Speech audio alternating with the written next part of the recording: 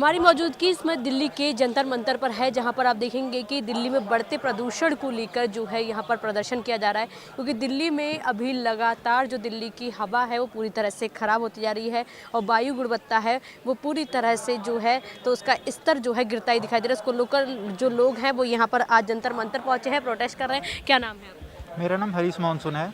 आज आप लोग जो प्रदूषण को लेकर यहाँ पर अनोखा प्रदर्शन कर रहे हैं, क्या मांग करते हैं?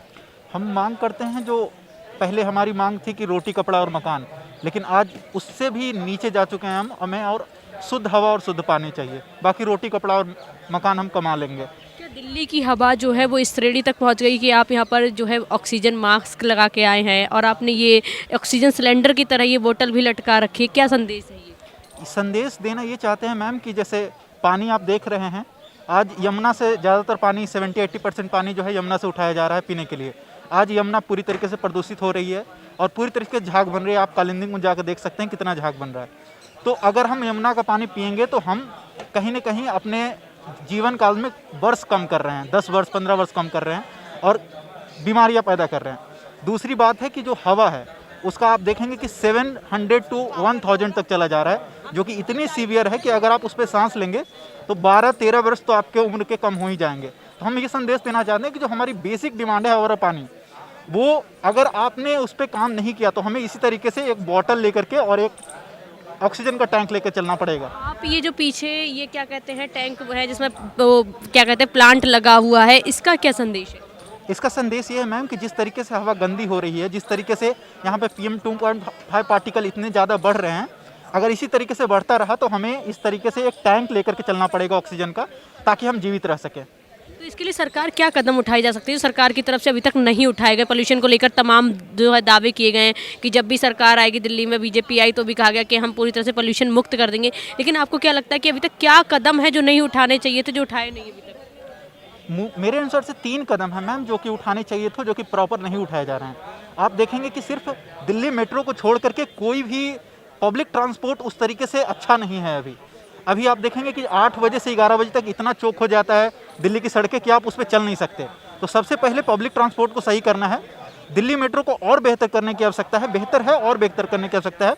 और तीसरा, जो जिस तरीके से खुले में कूड़े जलाए जा रहे हैं, खुले में इतना बड़ा पहाड़ दिल्ली के चारों तरफ आप देख पा रहे होंगे, गाजीपुर का हो या आसपास के दिल्ली के पहाड़ है, उसको ख़त्म करे जाने चाहिए और खुले में कूड़ा नहीं जलाना चाहिए।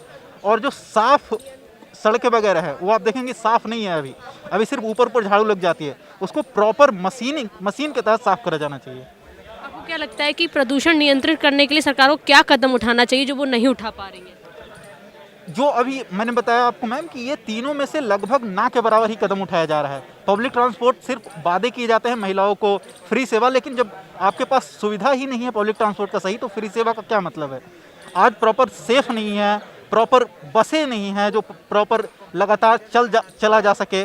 तो मुझे लगता है ये सारे कदमें हैं, चाहे वो पब्लिक ट्रांसपोर्ट को लेकर हो या डस्ट रिमूवल को लेकर हो या फिर जो कूड़े का पहाड़ हटाने को लेकर, वो अभी नहीं प्रॉपर तरीके से कर रही है, उसे सरकार को करनी चाहिए।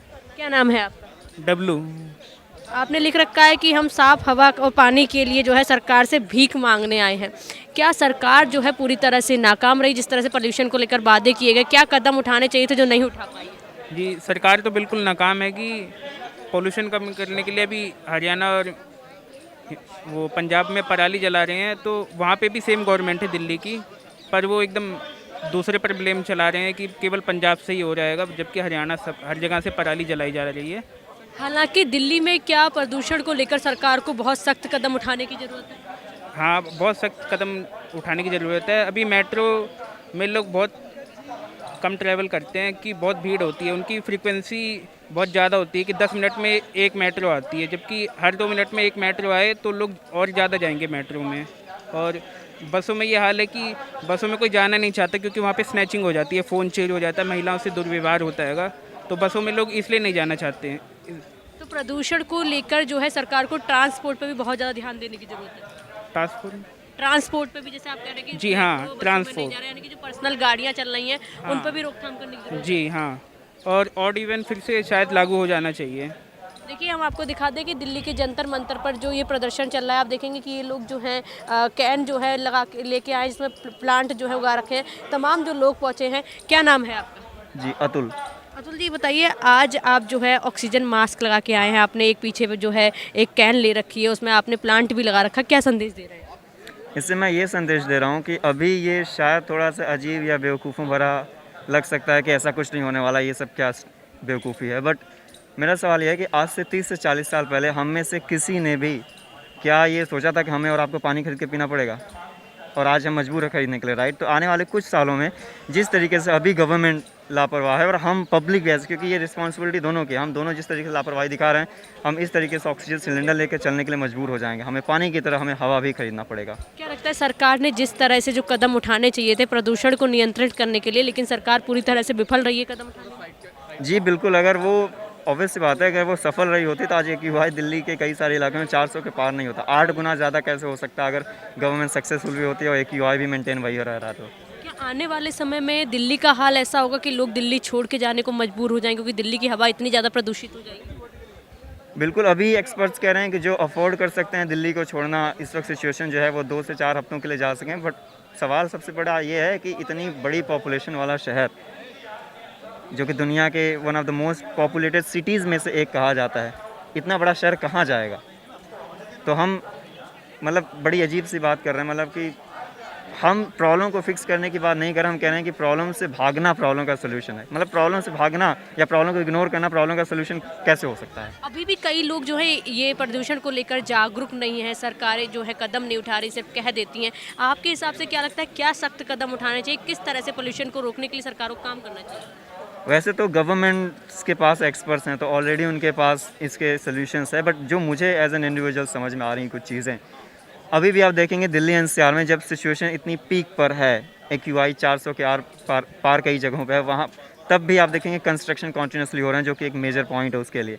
दूसरी चीज़, जो वेस्ट बर्निंग है वो अभी भी कॉन्टीन्यूसली चालू है।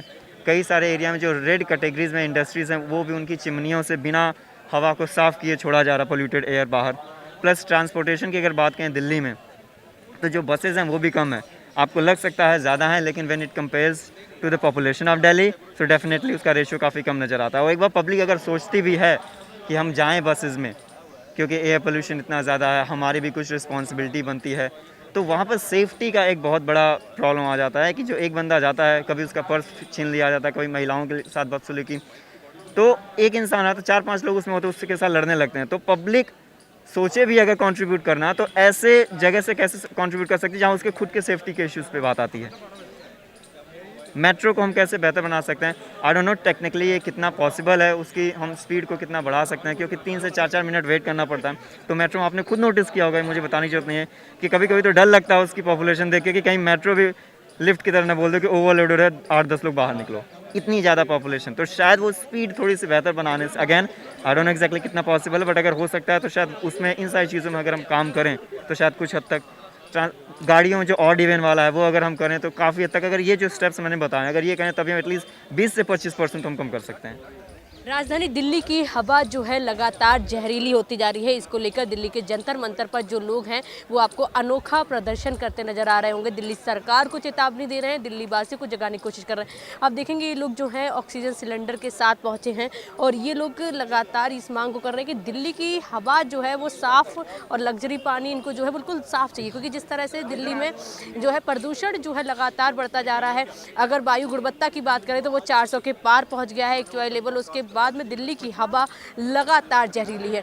अब दिल्ली के लोग जंतर मंतर पर ये मांग कर रहे हैं, उनकी तरफ से लिखा गया है कि हमें हवा की भीख मांगते हैं, यानी कि इस तरह के पोस्टर जो हैं लेकर जंतर मंतर पर पहुंचे हैं। और सरकार को भी बड़ा अल्टीमेटम है कि जिस तरह से कहा गया था कि दिल्ली में जो है प्रदूषण को कम करेंगे, लेकिन सरकार पूरी तरह से नाकाम होती नजर आ रही है। और दिल्ली पर जो लोग हैं अब प्रदूषण को लेकर अब प्रोटेस्ट कर रहे हैं, अपनी मांगों को रख रहे हैं। वो इस बात को लेकर जागरूक भी कर रहे हैं लोगों को कि भाई अगर अभी जागरूक नहीं हुए तो आने वाले सालों में दिल्ली में रहना आपके लिए बहुत मुश्किल हो जाएगा। वीडियो जर्नलिस्ट आकाश के साथ मैं स्तुति पाठक, न्यूज़ वॉच इंडिया।